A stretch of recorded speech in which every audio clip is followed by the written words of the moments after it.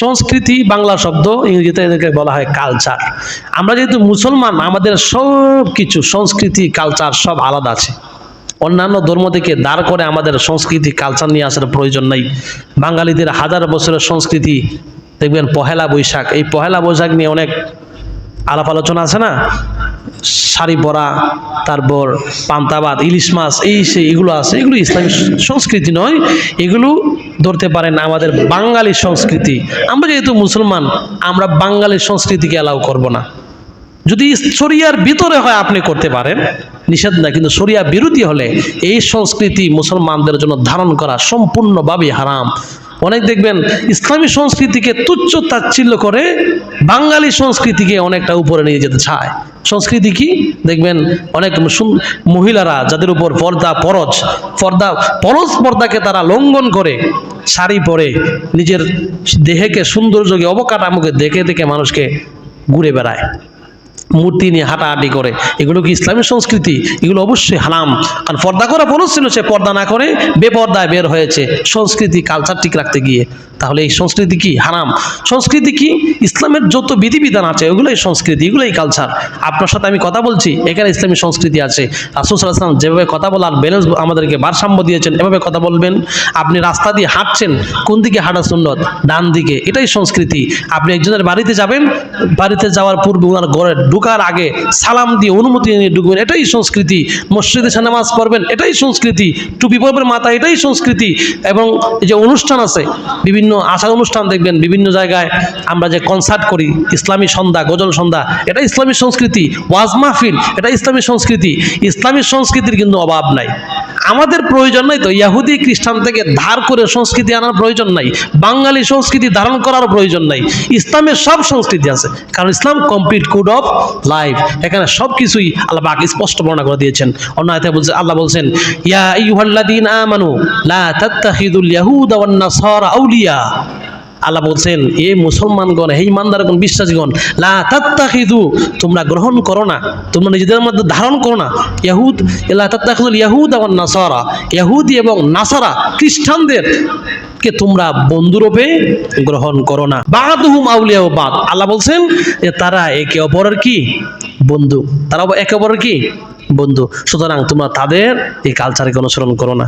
ইহুদি খ্রিস্টানের কালচার কিন্তু অনেকটা আছে, আমাদের মধ্যেও কিন্তু অনেকটা ঢুকে পড়েছে। এখন যদি বলি, আপনারা নাকি মনে কষ্ট পাইতে পারেন যে হুজুর এগুলো কি বলছেন। ইহুদি খ্রিস্টানদের কালচার হচ্ছে, ইহুদিরা তারা যখন মানুষকে সালাম দিত, ইহুদিদের সালাম দেওয়ার ডিজাইন হচ্ছে আঙ্গুল দিয়ে ইশারা, এরা ইশারা দিয়ে সালাম দিত।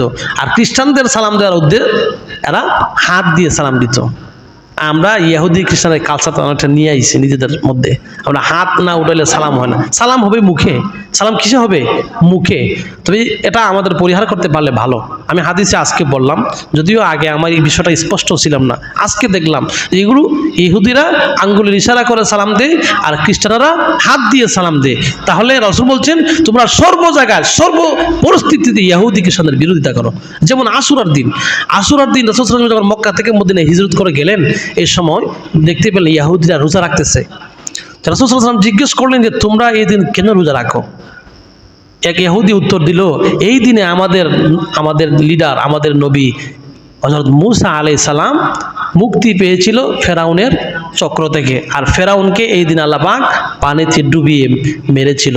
এই কৃতজ্ঞতার্থে আমরা এই দিন রোজা রাখি।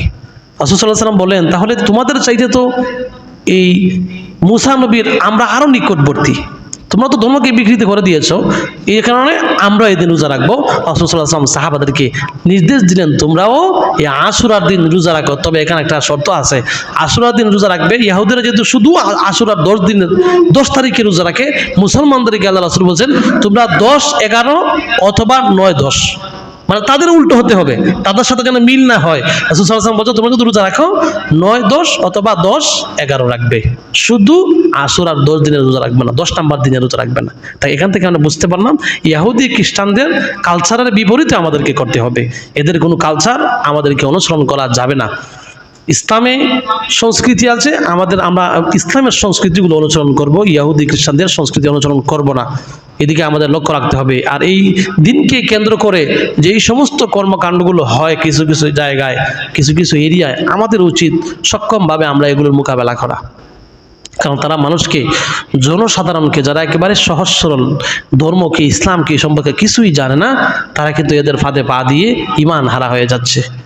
ইসলাম বোঝা অনেক সহজ, আবার অনেক কঠিন বিষয়। ইসলাম আপনারা বুঝবেন না, সব আলেমরা যে ইসলাম ভালো বোঝে এটা মনে করবেন না।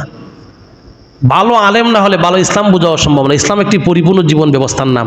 ইসলাম বুঝতে গেলে ইসলামের সব বিষয় স্পষ্ট, হুদাল্লিন নাস, স্পষ্ট বর্ণনা আল্লাহ পাক দিয়েছে কোরআনে। এই প্রত্যেকটা বর্ণনা জানতে গেলে আপনাকে প্রচুর পরিমাণ গবেষণা করতে, প্রচুর পড়তে হবে, তাহলে আপনি জানতে পারবেন। ইসলামে আছে আপনি কিভাবে আপনার ব্যক্তির জীবনটাকে গঠন করবেন, কোরআনে আছে। তারপর আছে আপনি কিভাবে আপনার পরিবার গঠন করবেন, তারপর আছে আপনি কিভাবে আপনার পারিবারিক জীবন গঠন করবেন, তারপর আছেন আপনি কিভাবে রাষ্ট্র গঠন করবেন এবং রাষ্ট্র পরিচালনা করবেন, কোন জায়গায় কোন আইন প্রয়োগ করবেন, কোন পাপের কোন শাস্তি, সব আছে নাকি আছে না? সব আছে। সব যদি থেকে থাকে আমরা বুঝতে পারি ইসলাম পরিপূর্ণ। তো আমরা ইহুদি খ্রিস্টানদের অনেক কিছু ধারণ করছি না? আমাদের দেশ কোর্ট কাছারি, আইন আদালত কাদেরটা চলে বলেন? আপনারাই বলেন, কাদেরটা চলে? খ্রিস্টানদেরটা চলে। খ্রিস্টান কারা? ব্রিটিশ আইনে আমাদের কোর্ট কাছারি, আইন আদালত চলে। তা আল্লাহ রাসূল বা আল্লাহ বলছেন তোমরা এদের বিরোধিতা করো, এরা যেগুলো করে এর বিপরীত করো, তাহলে আমরা দিয়ে এদের আইন নিয়ে দেশ চালা যাচ্ছে আজকে 50 বছর ধরে। 50 বছর ধরে আমরা এদের ধার করা, এদের বই পড়ে পড়ে আমরা দেশ চালাই, আইন চালাই। তাহলে কি আমরা এদের কালচার ধারণ করি নাই? কেন? আমাদের এই সংবিধান, কোরআনকে আল্লাহ দিয়েছেন, মুখস্থ করবেন আর পড়বেন, চুমা দিবেন, রাখবেন। এই জন্য এখানে কোরআনের উদ্দেশ্য ছিল, কোরআনের উদ্দেশ্য ছিল একটা ব্যক্তিকে গ্রহণ করবে, উদ্দেশ্য ছিল একটা পরিবারকে আদর্শ পরিবার বানাবে, একটা এই কুসংস্কৃত সমাজকে সংস্কৃতবান এবং সুন্দর সমাজ গ্রহণ করবে, একটা এই বিচারহীন রাষ্ট্রকে বিচার ব্যবস্থা কায়েম করবে। এটাই কোরআন। হাদিসে আসছে ক্বালা রাসূলুল্লাহ সাল্লাল্লাহু আলাইহি ওয়াসাল্লাম মান ক্বারাআল কুরআনা ফাস্তাযহারাহু ফাহাল্লা হালালাহু ওয়া হাররা হারামাহু। যে ব্যক্তি কোরআন পড়বে এবং বুঝবে, মুখস্থ করবে, সে অনুযায়ী কোরআনে যা হালাল আছে তাকে হালাল হিসেবে মানবে, কোরআনে যা হারাম আছে তাকে হারাম হিসেবে মানবে। ওয়া আদখালাহুল্লাহুল জান্নাহ, অবশ্যই সে ব্যক্তি জান্নাতে প্রবেশ করবেন। সুবহানাল্লাহ।